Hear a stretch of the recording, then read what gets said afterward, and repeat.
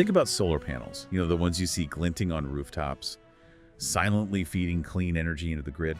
Feels like a pretty straightforward win. Seems simple enough. But what if the tech that makes it all work, those power inverters humming away somewhere, what if they had a hidden secret?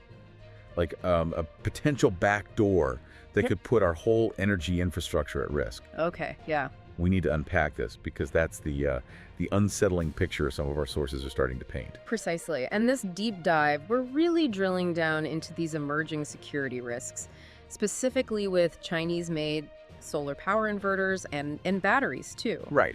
Our main source here is a recent Fox News article. It's brought some deeply concerning discoveries into the open. Exactly. And our mission here, for you listening, is to get a really clear understanding of the potential vulnerabilities. Right. What these hidden components might mean, and why it's not just some, technical detail. No, it goes much deeper. It really goes to the heart of our energy security, and maybe even national security. What makes it so significant is just how many of these devices are out there. They're everywhere. They are the key link connecting all this growing renewable energy, big solar farms, your neighbor's roof panels, to the power grids we all rely on.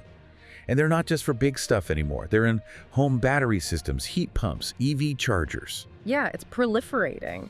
And the main job of a power inverter, like you said, is turning that DC power from solar panels into the AC power that, runs everything in our homes and businesses and feeds the grid. Standard stuff. No, it is standard practice for these things to have remote access that's needed, for software updates, maintenance, checking performance. Utilities need that. Makes sense. And to guard against unwanted access, especially from overseas, utilities use firewalls, like digital border control, right? The assumption is these firewalls create a solid security perimeter. Okay, that's the baseline. But here's where it gets really, really interesting. U.S. experts who were proactively checking the security of equipment connected to our grids, they found something pretty alarming. Over the last 9 months, they've been taking a close look at Chinese solar power inverters and batteries from different suppliers, and they found what they're calling rogue communication devices. Rogue devices, like what? Things like cellular radios. And here's the kicker. These things are not listed in the official product documents. They're hidden, basically intentionally concealed, it seems. Wow. Okay. And what's especially worrying, based on some analysis, is that these devices might not just be sitting there passively. They seem capable of actually initiating outbound connections, and they might be able to mask their activity, make it look like normal network traffic. That adds a whole other layer of complexity. Yeah, just sneaking out past the guards? Sort of. If these hidden pathways exist, they could potentially just, bypass the security firewalls the utilities count on. Firewalls usually look for known addresses, known ports, but these hidden things, they might use different frequencies, different protocols, maybe even tunnel through connections that look legitimate, creating a covert channel the firewall just doesn't see. And that's the serious vulnerability. Undocumented, unauthorized remote communication. Exactly. It is important to note, though, that the sources Reuters spoke to haven't said exactly how many devices they inspected, or named the specific companies involved. That's still unclear. But the potential results, as the article highlights, are, they're deeply troubling. Imagine someone remotely accessing these inverters and just switching them off. Or messing with their settings. Right. Experts warn this could destabilize whole power grids, damage critical infrastructure, cause widespread blackouts. One source put it very bluntly. That effectively means there's a built-in way to physically destroy the grid. That's stark. A built-in way to destroy the grid. It really is.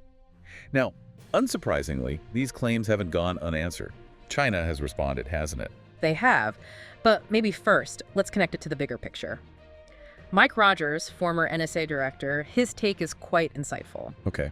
He suggests China sees strategic value in having the ability, even if latent, to put parts of our core infrastructure at risk of destruction or disruption. A latent capability. Yeah. And he also worries that because these Chinese inverters are so widely used globally, it might actually limit the West's options for tackling the security problem. It sounds like a deliberate, long-term strategic thought process. A tough spot to be in. So how did the Chinese embassy respond specifically? Well, they pushed back. They said these concerns are a generalization of the concept of national security, distorting and smearing China's infrastructure achievements. So, completely different perspectives on the issue. As often happens. And this brings up the intent versus capability question, right? Even if you assume for a moment there's no malicious intent behind these hidden devices, which the U.S. Department of Energy sort of acknowledges as a possibility, the simple fact that their functions aren't fully documented or understood is a major vulnerability, especially for the people buying and operating this critical gear. The DOE itself said it's critical for those procuring to have a full understanding of the capabilities of the products received. You need to know what you're buying. It's interesting the DOE also mentioned they're working on these disclosure gaps using things like a software bill of materials, SBOMs, and other contract rules. So an SBOM, that's like an ingredients list for software. Why is that a big deal here? Exactly like an ingredients list. If you don't know all the ingredients, you can't spot allergens, right? Or unwanted bits. Gotcha. Same idea. An SBOM lets you audit all the software running on these inverters in detail. That transparency is key for finding malicious code or, like here, undocumented components. By making manufacturers provide an SBOM, the DOE wants more visibility, more accountability. Makes it harder to hide things. So trying to force transparency about what's actually inside these boxes. Exactly. And if you look at the wider geopolitical situation, these discoveries are happening while U.S.-China tensions are already high. Right. Two former government officials mentioned in the article, they said there's clearly a big reassessment happening about China's role in strategic infrastructure. Driven by security worries, this inverter issue isn't isolated. It's part of a much bigger strategic shift. Yeah, that point comes through strongly from U.S. Representative August Pfluger, too. He called the threat from the CCP real and growing. And he specifically mentioned remote access to solar and battery inverters. He really stressed the need for a stronger approach to show China that compromising our infrastructure just won't be acceptable anymore. It's clear the U.S. government sees this through a national security lens. And it's not just a U.S. problem. The article makes it clear that Chinese energy tech plays a huge role in power grids across Europe, too. So a widespread potential vulnerability. Yeah. Affecting allies as well. Potentially, yes. We are seeing some proactive steps, though, like that decoupling from Foreign Adversarial Battery Dependence Act, introduced back in February. Right. That aims to stop the Department of Homeland Security from buying batteries from 6 specific Chinese companies, citing national security. That ban would start in late 2027, but it's still being reviewed in the Senate. So legislative action is starting. And we're seeing movement in the utility sector, too.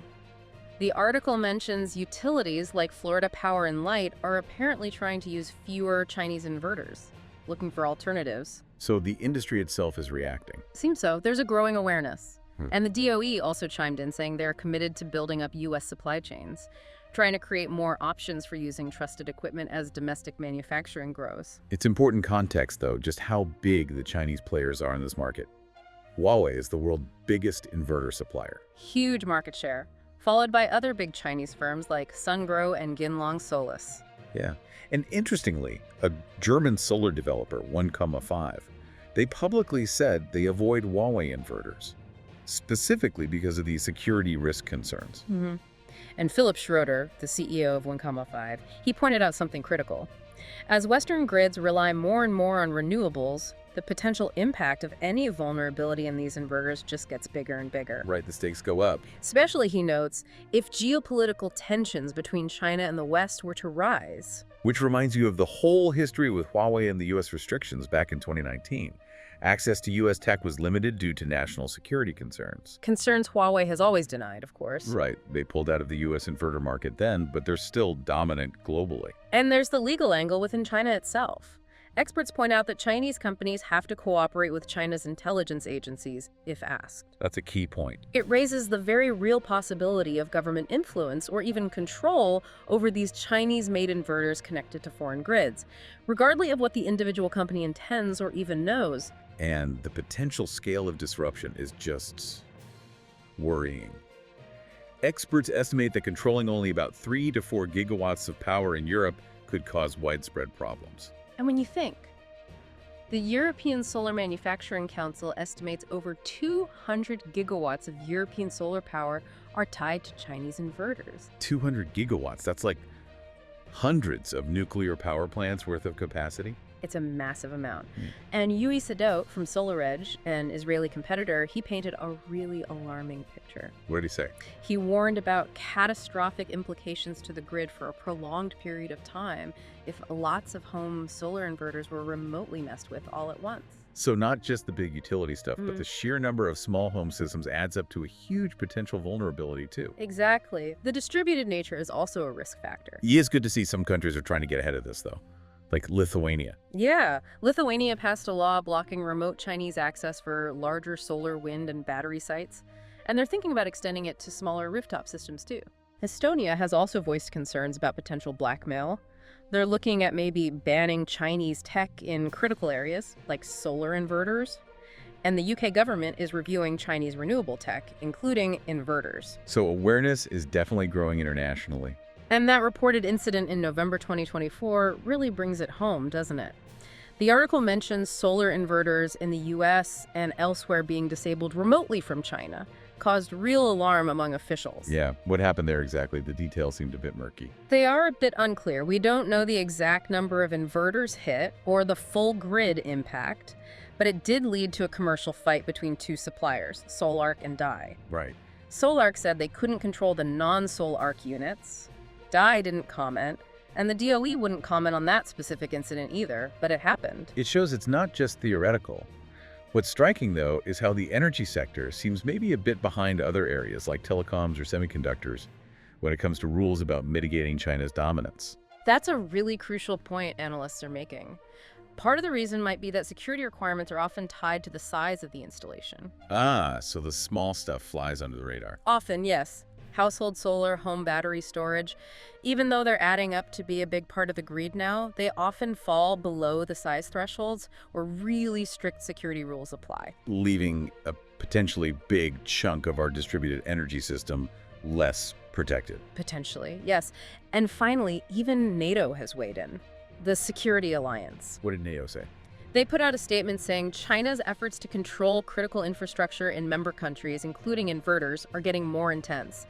They urged members to identify strategic dependencies and take steps to reduce them. Wow. Okay, so that's coming from the highest levels of international security organizations. It really underscores the seriousness. So if we pull all these threads together from our deep dive today, the main takeaway is this discovery of hidden communication tech in these widely used Chinese solar inverters and batteries.